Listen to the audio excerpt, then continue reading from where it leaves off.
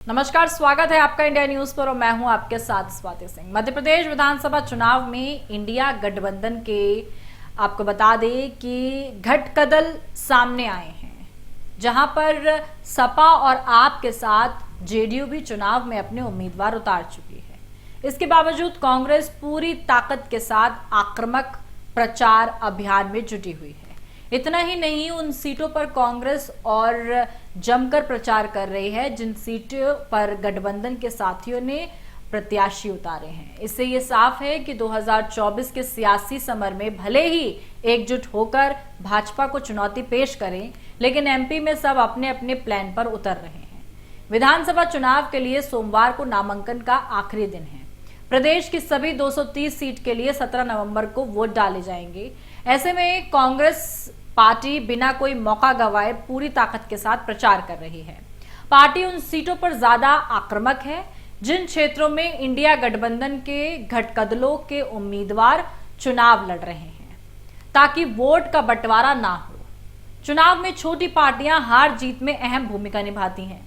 इन पार्टियों को बहुत सीट नहीं मिलती हैं, पर कई सीट पर वे हार जीत के अंतर से ज्यादा वोट हासिल करती हैं, जिससे नतीजा बदल जाता है।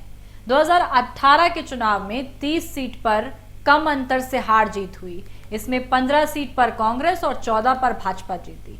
एक सीट भाजपा को मिल गई। दिलचस्प बात यह है कि जिन 14 सीट पर भाजपा की जीत हुई, उनमें से 6 सीट पर छोटी पार्टियों के अंतर से ज्यादा वोट मिले थे। कांग्रेस को मिली 15 में से 4 सीट पर छोटी पार्टियों के अंतर से ज्यादा मत हासिल किए गए थे। वर्ष 2013 की बात करें तो 33 सीट पर ऐसी स्थिति बनी थी, जिसमें इस साल भाजपा को 18 और कांग्रेस को 12, बसपा को 2 और निर्दलीय को 1 सीट मिली थी। यही वजह है कि मध्य प्रदेश कांग्रेस के वरिष्ठ नेता दिग्विजय सिंह लगातार कह रहे हैं कि मध्य प्रदेश में महज 2 पार्टियां हैं, सरकार कांग्रेस या भाजपा की बनेगी। छोटी पार्टियों की सरकार नहीं बनने वाली है, इसलिए वे मतदाताओं को छोटे दलों के झांसे में नहीं आने की आग्रह कर रहे हैं। ऐसे में यह सवाल उठता है कि आखिर कांग्रेस ने सपा के साथ गठबंधन करने से क्यों परहेज किया। समाजवादी पार्टी ने पिछले 5 चुनाव में 12 सीट पर जीत दर्ज की है। चंदला विधानसभा सीट को छोड़कर सपा किसी भी सीट पर एक बार जीतने के बाद दोबारा नहीं जीत पाई है। इन 12 सीट में से 2 सीट अब अस्तित्व में नहीं है। ऐसे में प्रदेश की 230 में से सिर्फ 10 सीट ऐसी हैं जिन पर समाजवादी पार्टी ने कभी न कभी जीत दर्ज की है।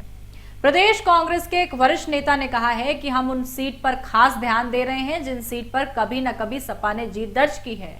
इन सीट पर आक्रामक प्रचार के साथ मतदाताओं को यह समझाने का प्रयास भी कर रहे हैं कि छोटी पार्टियों को वोट देने से कोई फायदा नहीं है।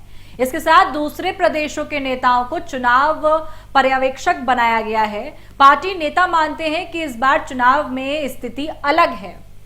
ऐसे में देखा जाए तो तमाम छोटी पार्टियां, या यूं कह लें कि इंडिया गठबंधन में जितनी भी पार्टियां आई हैं, ये सिर्फ लोकसभा चुनाव के लिए एक गठबंधन बना है या फिर वाकई हर चुनाव में बीजेपी को हराने के लिए। लेकिन जिस तरीके की स्थिति मध्य प्रदेश में विधानसभा चुनाव में नजर आ रही है कि हर पार्टी अपनी पिच पर खेल रही है, लेकिन क्या इसका प्रभाव कांग्रेस पर ज्यादा पड़ेगा, क्योंकि टक्कर मध्य प्रदेश में कांग्रेस और बीजेपी के बीच देखी जा रही है। ऐसे में तमाम पार्टियां अपने अपने प्रत्याशी उतार रही हैं। इससे कांग्रेस के वोट तो कटेंगे ही कटेंगे, लेकिन उसकी मुश्किलें भी काफी बढ़ जाएंगी। इस पर आपकी क्या राय है, कमेंट बॉक्स में जरूर बताएं। अभी के लिए मेरे साथ बस इतना ही। देखते रहे इंडिया न्यूज। धन्यवाद।